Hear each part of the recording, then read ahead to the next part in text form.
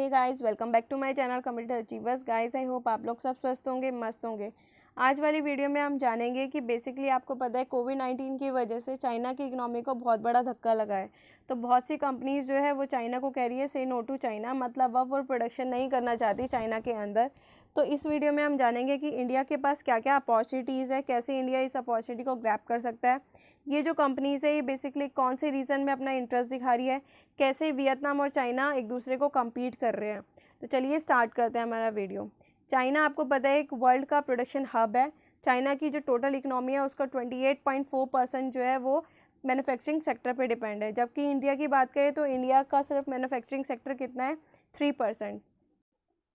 तो चाइना के इस कोरोना वायरस की वजह से बहुत सारी जो मैन्युफैक्चरिंग कंपनीज़ है वो चाइना छोड़ के किसी और कंट्री में मूव कर रही है। ऐसा क्यों हो रहा है? क्योंकि चाइना में जो है वो लेबर कॉस्ट बढ़ चुकी है, शॉर्टेज है वर्कफोर्स की, ट्रेड वॉर चल रहा है यूएस और चाइना के बीच में, जिसकी वजह से क्या हो रहा है कि बहुत सी जो कंपनीज़ है साउथ ईस्ट एशिया में अपना इंटरेस्ट ज़्यादा दिखा रही है।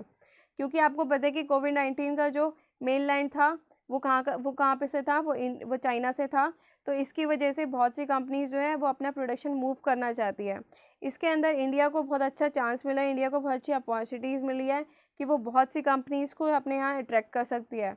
इंडिया की जो मेन इकोनॉमी है वो किस पे डिपेंड है, वो सर्विस सेक्टर पे डिपेंड है। तो इंडिया के पास अपॉर्चुनिटी है कि वो अपने मैन्युफैक्चरिंग सेक्टर को भी डेवलप करे ताकि इंडिया की इकोनॉमी भी ग्रो हो। अब हम देखते हैं कि कौन सी कंपनी कहाँ गई है, किस देश ने कितनी कंपनीज़ को जो है अट्रैक्ट किया है। तो बात करें इंडिया की, तो इंडिया ने सिर्फ और सिर्फ 3 कंपनीज़ को अपनी ओर अट्रैक्ट किया, जबकि जापान ने 5, साउथ कोरिया ने 1, म्यांमार ने 2, ताइवान ने 11, फिलीपींस ने 3, वियतनाम में 26 कंपनीज आई है अभी, कंबोडिया में 4, थाईलैंड के अंदर 8, इंडोनेशिया में 2 एंड मलेशिया में 3। तो गाइस इसके अंदर सबसे ज़्यादा जिस कंट्री ने सबसे ज़्यादा कंपनीज़ को अट्रैक्ट किया वो है वियतनाम। तो हम बेसिकली कंपैरिजन करेंगे इंडिया और वियतनाम का कि कहाँ इंडिया में कमी रह गई और इंडिया क्या क्या रिफॉर्म्स कर सकता है, कैसे इसको सुधार सकता है ताकि इंडिया भी बहुत सी कंपनीज़ को जो है अट्रैक्ट करे, ताकि इंडिया का एम्प्लॉयमेंट जो है वो बढ़े। तो गूगल, माइक्रोसॉफ्ट ने मूव कर दिया अपना प्रोडक्शन कहाँ से, चाइना से, और वो बेसिकली कहाँ इंटरेस्ट दिखा रही है, वो दिखा रही है वियतनाम में या थाईलैंड के अंदर अपना इंटरेस्ट। अभी एक सर्वे हुआ था, उसमें देखा गया था कि यूएस की जो फर्म्स है वो बेसिकली किस एरिया में अपना प्रोडक्शन जो है मूव करना चाहती है। तो उसका रिजल्ट आया कि साउथ ईस्ट एशिया में जो है यूएस की कंपनी ज़्यादा इंटरेस्ट दिखा रही है अपना प्रोडक्शन शिफ्ट करने के लिए। अब इंडिया के पास क्या क्या अपॉर्चुनिटीज़ है, तो इंडिया के पास पहली अपॉर्चुनिटी तो ये है कि इंडिया जो उनका मेक इन इंडिया इनिशिएटिव है उसको ग्रो अप कर सकती है। सेकेंड इनिशिएटिव ये है कि इंडिया अगर चाहे तो अपनी लेबर कॉस्ट को चाइना के 1/3 करके बहुत सी कंपनीज़ को जो है अट्रैक्ट कर सकती है। इससे इंडिया में एम्प्लॉयमेंट जनरेट होगा और अपने लेबर्स को स्किल कर सकती है। थर्ड इस अपॉर्चुनिटी ये है कि अगर इंडिया मैन्युफैक्चरिंग सेक्टर बन जाएगा, मैन्युफैक्चरिंग हब बन जाएगा, तो एक्सपोर्ट भी बूस्ट होगा। एक्सपोर्ट बूस्ट होगा तो फॉरेन करेंसीज इंडिया में आएगी। नेक्स्ट जो है इंडिया एक मैन्युफैक्चरिंग हब बन सकती है, जो डिपेंडेंसी है इंडिया की सर्विस सेक्टर पे उसको एक तरीके से शिफ्ट कर सकती है मैन्युफैक्चरिंग सेक्टर पे। तो ये सारी अपॉर्चुनिटी है इंडिया के पास। Apple, Google, Microsoft to move out of India, इन तीनों कंपनी ने मूव कर दिया है। एप्पल ने जो है करंटली स्टार्ट भी कर दिया अपना प्रोडक्शन कहाँ पर, वियतनाम में। किस चीज़ का प्रोडक्शन? एयरपोर्ट्स का प्रोडक्शन। और कितना प्रोडक्शन मूव कर चुकी है? 15 से 30% जो प्रोडक्शन है वो मूव कर चुकी है चाइना, एप्पल कहाँ पर? साउथ ईस्ट एशिया में। माइक्रोसॉफ्ट की बात करें तो माइक्रोसॉफ्ट ने अपने नोटबुक का प्रोडक्शन जो है वो नेक्स्ट क्वार्टर में, मतलब सेकेंड क्वार्टर में स्टार्ट कर देगी वियतनाम के अंदर। और गूगल की बात करें तो गूगल ने जो अपने स्मार्टफोन्स है वो उसका प्रोडक्शन स्टार्ट भी कर दिया है, कहाँ पर? वियतनाम के अंदर। तो बेसिकली इन कंपनीज़ ने जो है प्रोडक्शन भी स्टार्ट कर दिया है। पर इंडिया कहाँ पीछे रह गई? इंडिया की जो इकनॉमी है वो 5th लार्जेस्ट इकनॉमी है। इंडिया की जो जीडीपी है वो है 3 ट्रिलियन। तब भी इतनी सारी कंपनीज़ जो है वो इंटरेस्ट किस में दिखा रही है? वियतनाम में दिखा रही है, जिसकी रैंक कितनी है? 45 रैंक है सिर्फ। तो ऐसा क्या रीज़न है? तो अगर बात करें कि किसने कितनी कंपनीज़ को अट्रैक्ट किया, तो इंडिया के अंदर मेजर 3 कंपनीज़ अट्रैक्ट कर पाई इंडिया। एक तो पैगाट्रॉन, एक स्केचर्स यूएसए और एक एप्पल। तो ये तीन कंपनीज जो है इंडिया बस अट्रैक्ट कर पाई, जो कि मेन कंपनी है ना, और वियतनाम में बहुत सी कंपनीज को अपनी तरफ अट्रैक्ट किया। तो बेसिकली ये जो ट्रेड वार चल रहा था यूएस और चाइना के बीच, इसके बीच में बाजी किसने मारी? इसके बीच में बाजी मारी किसने? वियतनाम ने। तो वियतनाम ने जो है मैन्युफैक्चरिंग सेक्टर को बूस्ट किया। अब कौन कौन से रीज़न थे जिसकी वजह से इतनी सारी कंपनीज जो है अट्रैक्ट हुई वियतनाम के ऊपर? तो पहला रीज़न ये है कि वियतनाम को ये अपॉर्चुनिटी पहले ही पता लग गई थी। तो वियतनाम ने क्या किया? अपने इंफ्रास्ट्रक्चर को डेवलप किया, क्योंकि कोई भी कंपनी आएगी तो उसको इंफ्रास्ट्रक्चर तो चाहिए। तो वियतनाम ने क्या किया? इसको एज अ अपॉर्चुनिटी लिया और अपने इंफ्रास्ट्रक्चर को डेवलप किया बेटर वे में, और इंडिया से भी फास्ट डेवलप किया। तो क्योंकि हर किसी कंपनी को चाहिए कि एक अच्छा इंफ्रास्ट्रक्चर हो, एक अच्छी सप्लाई चेन हो, एक अच्छा ट्रांसपोर्टेशन सिस्टम हो, एक अच्छा स्टोरेज हो। तो हर कंपनी को एक अच्छा इंफ्रास्ट्रक्चर चाहिए, वो चीज़ वियतनाम ने उन कंपनीज़ को प्रोवाइड करवाई। तो इसलिए कंपनीज़ जो है ज़्यादा अट्रैक्टिव है वियतनाम की तरफ। अगला इसका रीज़न ये है कि वियतनाम ने जो अपने ह्यूमन रिसोर्स है, मतलब जो वहाँ की लेबर्स है, उस पर बहुत पैसा खर्च कर दिया है, बेसिकली ह्यूज इन्वेस्टमेंट कर दिया उनकी हेल्थ के ऊपर, उनके एजुकेशन के ऊपर। अगर इंडिया की बात की जाए तो इंडिया अभी भी अपने पूरी जीडीपी का सिर्फ 7.5% जो है अपने लेबर्स पे लगाता है, उनकी एजुकेशन पे लगाता है, उनके हेल्थ केयर पे लगाता है। अग एक चार्ट के थ्रू मैं आपको समझाती हूँ कि इंडिया जो है सिर्फ और सिर्फ 7.4% जो है पूरी जीडीपी का लेबर की हेल्थ के ऊपर, उनके एजुकेशन के ऊपर खर्च करता है, जबकि वियतनाम जो है 22% अपनी लेबर पे खर्च करता है, उनको स्किलफुल बनाते हैं, उनको एजुकेशन प्रोवाइड करता है। और इस 22% में कौन कौन से हैं? मतलब उनको पेंशन देता है, उनको हाउसिंग फंड कंट्रीब्यूशन करता है, उनका मेडिकल होता है, basically injury, maternity, unemployment insurance, ये सारी चीज़ें वो अपनी लेबर को, अपने ह्यूमन रिसोर्स को प्रोवाइड करता है। सेकंड इसका फैक्टर ये है कि बहुत सी कंपनीज़ जो है वो चाइना से एकदम से मूव नहीं हो सकती, क्योंकि चाइना ये नहीं है कि आज ही में एकदम से मैन्युफैक्चरिंग कंपनी जो है शिफ्ट कर दे, तो वो धीरे धीरे करके शिफ्ट करेगी, क्योंकि एकदम से शिफ्ट करना जो है वो बहुत ज़्यादा, एक तो कम्प्लीटली शट डाउन होना पॉसिबल नहीं है, क्योंकि इसमें ह्यूज कॉस्ट आएगी, प्लस टाइम कंज्यूमिंग भी होगा। तो अभी भी जो कंपनीज़ है वो चाह रही है कि एक हमें अल्टरनेटिव सोर्स मिल जाए, जहाँ से हम क्या कर सकें, मतलब एक्चुअली हम यहाँ पे क्या कर सकें, जस्ट असेंबल कर सकें, और जो उसका प्रोडक्शन है, मतलब मान लो एक प्रोडक्ट बनाना है, उसके अंदर उसके पार्ट्स भी है, तो पार्ट्स का प्रोडक्शन अभी भी चाइना में हो और यहाँ पर हम बेसिकली पूरा असेंबलिंग कर लें। तो वियतनाम में उन्होंने मेन जो क्या करा, उन्होंने सोचा कि प्रोडक्शन तो वहाँ पे जो उसके कंपोनेंट्स है वो चाइना में ही बने, और वियतनाम में उसका पूरा असेंबलिंग हो।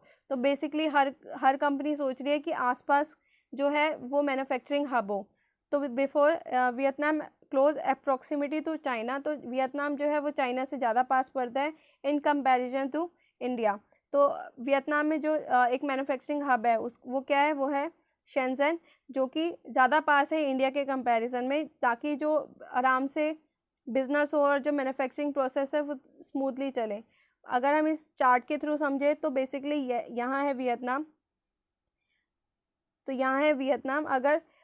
वियतनाम अगर चाइना को मूव करना है, अगर कंपनीज़ को चाइना से अपने प्रोडक्शन मूव करना है, तो उनको ज़्यादा डिस्टेंस कवर करना पड़ेगा, जबकि वियतनाम जो है चाइना के ज़्यादा पास है। तो ये भी एक रीज़न है कि बहुत सी कंपनीज़ जो है वो सोच रही है कि कंपोनेंट्स तो हम वहीं बनाएं, असेंबलिंग हम लोग शिफ्ट कर लें, और वो जो प्रोडक्शन हो वो पास में मिल जाए, ताकि कम ट्रैवलिंग कॉस्ट हो हमारी, कम जो हो स्टोरेज कॉस्ट हो। तो ये भी एक रीज़न है। नेक्स्ट इसका रीज़न ये है कि लॉजिस्टिक परफॉर्मेंस इंडेक्स की बात करते हैं। तो एक लॉजिस्टिक परफॉर्मेंस इंडेक्स हुआ था कंपनीज़ के बीच में। तो बेसिकली उसमें दिखाया गया कि उसमें जो रैंक आई वो 26 आई चाइना की, जबकि वियतनाम की कितनी आई? 39।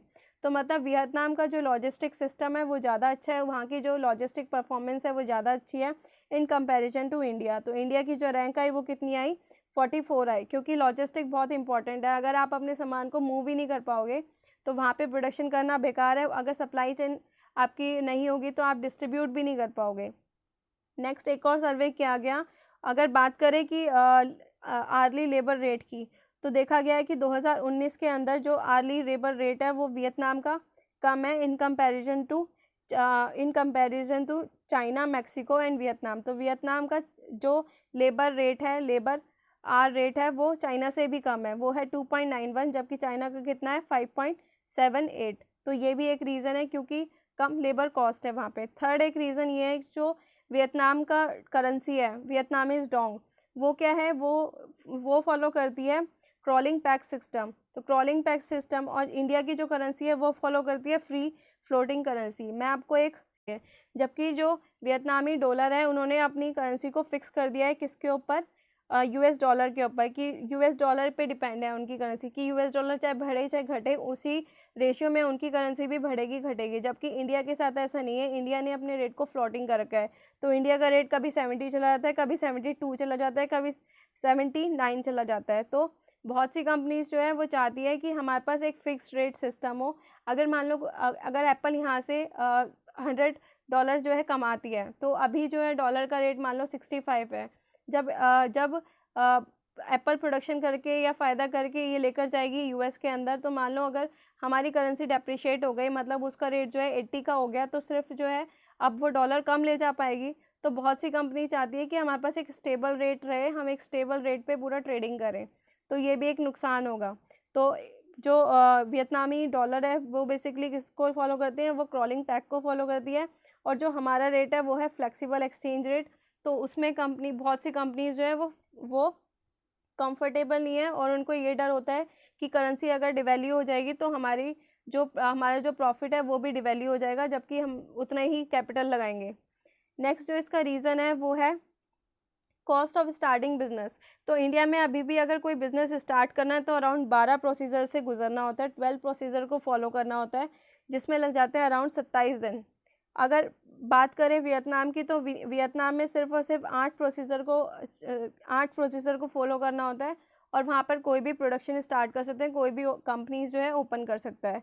तो यहाँ पर भी ईज़ ऑफ डूइंग बिजनेस में इंडिया के कंपैरिजन में वियतनाम जो है ज़्यादा अच्छा है ईज़ ऑफ डूइंग बिजनेस के अंदर। नेक्स्ट हम बात करते हैं कॉम्पिटिटिव टैक्स रेट की। तो इंडिया का टैक्स रेट कितना है, इंडिया का जो टैक्स रेट है वो है 30% कंपनीज़ के लिए, जबकि वियतनाम का टैक्स रेट कितना है, सिर्फ और सिर्फ 20%। तो यहाँ पर भी काफ़ी सारी जो कंपनीज़ हैं उनको फ़ायदा हो जाता है, उनको कम टैक्स पे करना पड़ता है। अगर कम टैक्स पे करेगी तो ज़्यादा अमाउंट प्रॉफिट का अपने यहाँ रेमिट कर पाएगी। ऐसा नहीं है कि इंडिया में सारी कमियाँ ही कमियाँ हैं, तो इंडिया ने जो है अपने ईज़ ऑफ डूइंग बिजनेस की रैंकिंग को सुधारा भी है। तो ईज़ ऑफ डूइंग बिजनेस में इंडिया की जहाँ रैंक थी 77, वहाँ 2019 में इंडिया ने अपनी रैंक को सुधार के कितना कर दिया था, 63 कर दिया था। बात करें वियतनाम की, तो वियतनाम की जो ईज़ ऑफ डूइंग बिजनेस की रैंक थी 2018 में कितनी थी, 69 थी, और इंडिया और अब कितनी हो गई थी 2019 में 70।